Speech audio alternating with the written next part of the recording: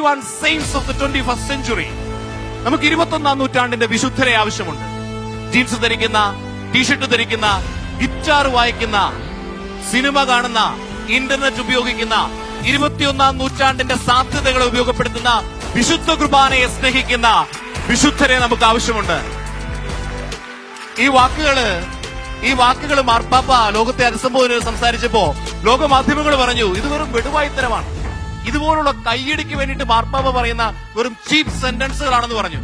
പക്ഷെ മക്കളെ, ഏതാണ്ട് ഒരു വർഷം മുമ്പ് ഷാലോമിൽ ഒരു വാർത്ത വന്നു. ഷാലോം മാസികയിൽ ഒരു വാർത്ത വന്നു.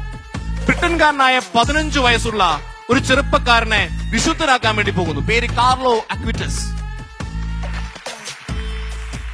കയ്യിൽ മൊബൈൽ ഫോൺ ഉണ്ടെങ്കിൽ വെറുതെ ഇന്റർനെറ്റിൽ ഒന്ന് തപ്പി നോക്കണം. നിങ്ങൾക്ക് പരിചയമുണ്ട് ആവശ്യത്തിന്. വെറുതെ ഒന്ന് ഇന്റർനെറ്റിൽ തപ്പി നോക്കണം. നമ്മളെ പോലെ തന്നെ ജീൻസും ടീഷർട്ടും ഒക്കെ ഇട്ടിട്ട് കൂളിംഗ് ഗ്ലാസ് ഒക്കെ ഇവിടെ തൂക്കിയിട്ട് ഒരു വിശുദ്ധൻ ഇങ്ങനെ നിൽക്കുന്നതാണ്. ചെറുക്കൻ ചെയ്ത ഇത്രയേ ഉള്ളൂ. 12ാമത്തെ വയസ്സ് മുതൽ ഇന്റർനെറ്റ് നന്നായിട്ട് ഉപയോഗിക്കാൻ അറിയാവുന്ന ഇവൻ ഇന്റർനെറ്റിലൂടെ ദൈവത്തെ കൊടുക്കാൻ വേണ്ടി പരിശ്രമിക്കുകയാണ്. തന്റെ വെബ്സൈറ്റിലൂടെ ഏതാണ്ട് 136ഓളം സയന്റിഫിക്കലി പ്രൂവൺ യൂക്രിസ്റ്റിക് മിറാക്കിൾസ് ലോകത്തെ അറിയിക്കാൻ വേണ്ടിയിട്ട് അവൻ പല രാജ്യങ്ങളിൽ സഞ്ചരിച്ച് അതിന്റെ വീഡിയോസ് എടുത്ത് അവൈലബിൾ ആക്കി. തന്റെ ഫേസ്ബുക്കും സോഷ്യൽ നെറ്റ്വർക്കിംഗ് സൈറ്റും ഒക്കെ ദൈവത്തെ കൊടുക്കാനുള്ള സാധ്യതകളാക്കിയിട്ട് അവൻ ഉപയോഗിക്കുകയാണ്. എന്നിട്ട് 15ാമത്തെ വയസ്സിൽ പാവത്തിന് ക്യാൻസർ രോഗം വരിക.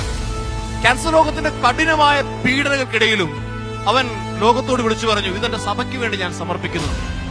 ഒടുവിൽ അവനെ തിരുസഭ ധന്യനാക്കി പ്രഖ്യാപിച്ചിരിക്കുന്നു. അധികം താമസമില്ലാതെ കാർലോ വിശുദ്ധ പദവിയിലേക്ക് ഉയർത്തപ്പെടുകയും ചെയ്തു.